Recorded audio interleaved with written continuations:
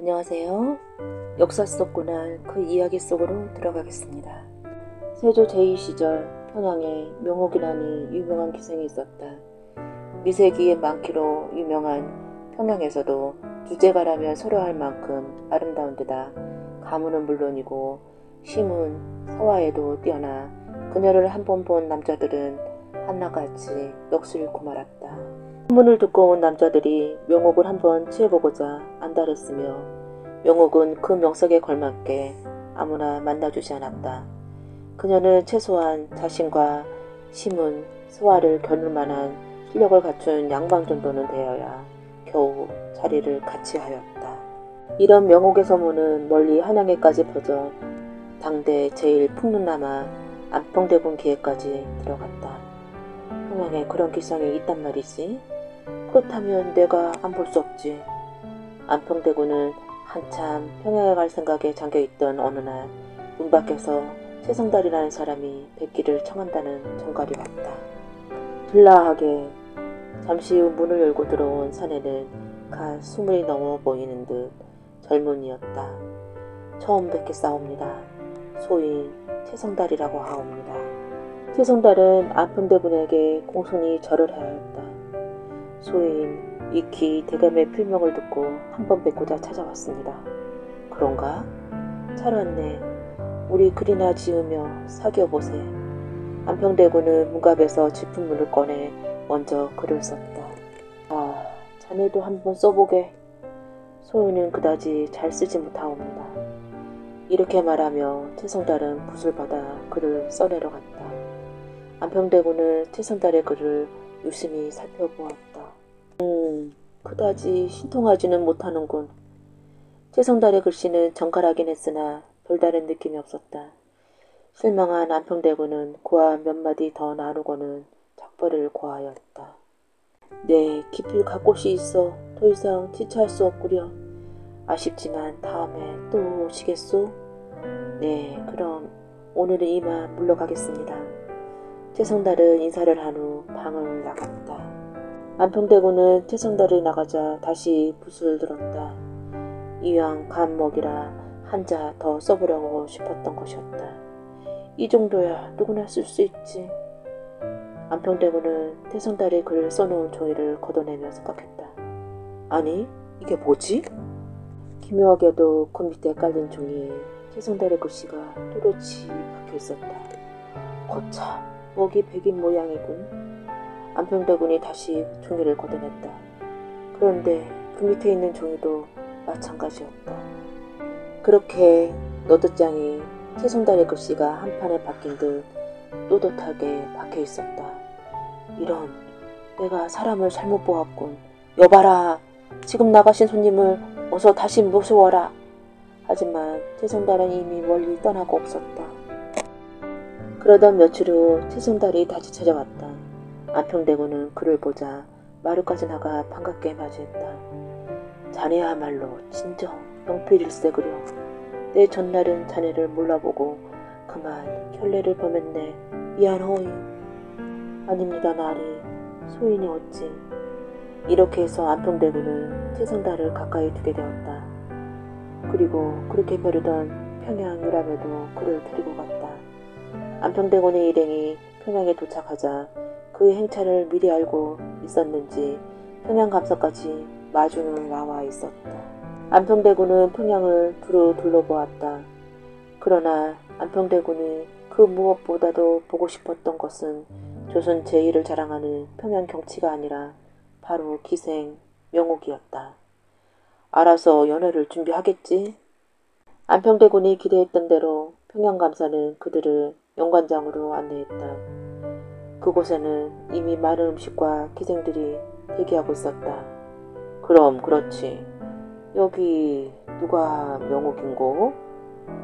안평대군은 영관장에 오르며 기생들을 쭉 살펴보았다. 오호, 저와 이렇구나. 안평대군의 눈길은 단변에 한 기생에 멈추었다. 역시 듣던 대로다. 내 여기까지 온 보람이 있었구나. 안평대군은 흡족한 마음에 저절로 입이 벌어졌다. 기분이 좋아진 안평대군이 마음껏 풍류를 즐기니 연애는 점점 재미를 더해갔다.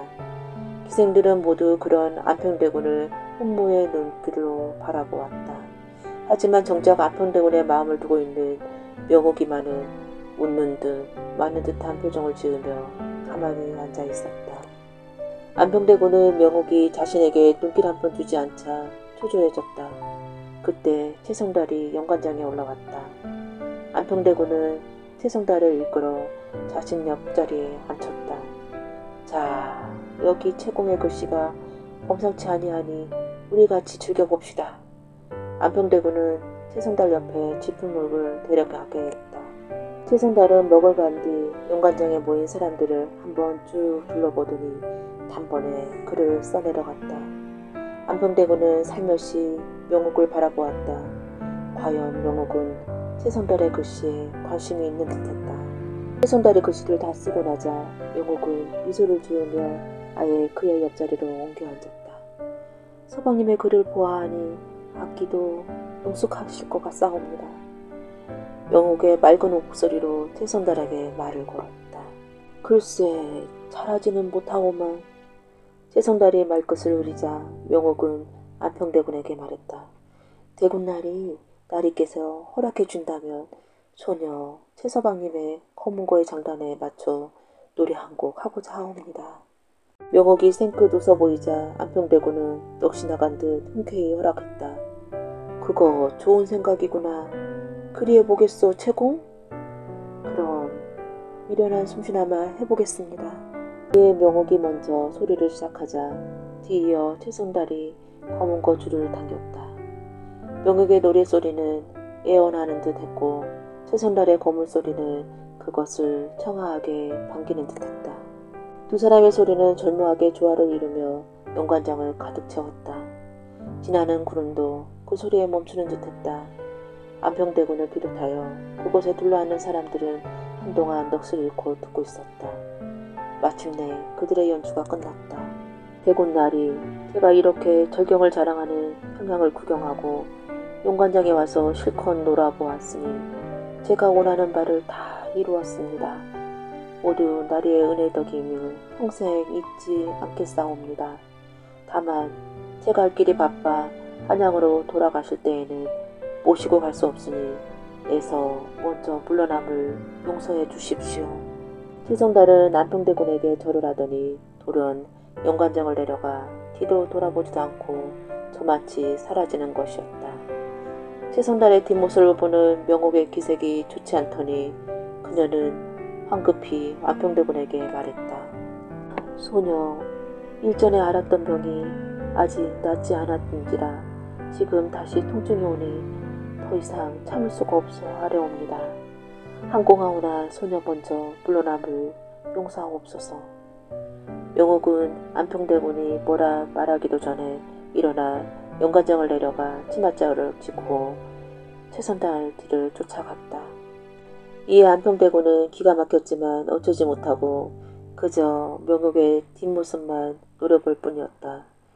명옥을 한번 알아보고자 한양에서 여기까지 왔는데 정작 명옥이 조선 제1의 명필이자 호방한 풍류를 자랑하는 자신은 거들떠보지도 않고 자기가 데려온 최성달에게 빠져 그를 따라가니 안평대군의 체면이 말이 아니었다.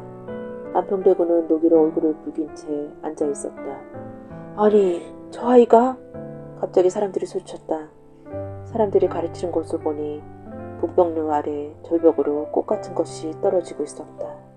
사연인즉 명옥이 정신없이 최성달을 쫓아갔으나 북벽루에 이르러 최성달이 호련히 사라진 것이었다. 명옥은 최성달을 찾아 헤맸으나 결국 발자국조차 찾지 못하자 그만 절벽 아래로 뛰어내려 세상을 버린 것이었다. 안평대군은 명옥과 최성달의 인연을 괴이하게 생각하며 고개를 흔들었다. 어찌 이런 일이 괴이하도다 괴이해. 안평대군의 귓가에는 아직도 명옥과 최성달이 어우러낸 가락이 울려 퍼지고 있었다.